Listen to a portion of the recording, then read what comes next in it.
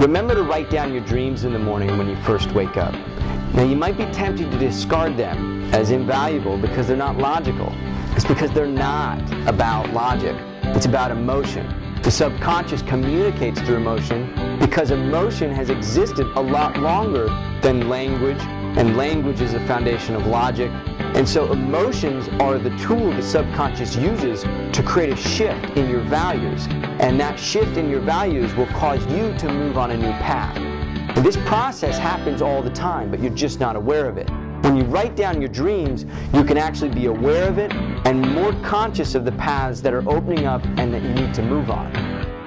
Write down your dreams and let your dreams be your guide.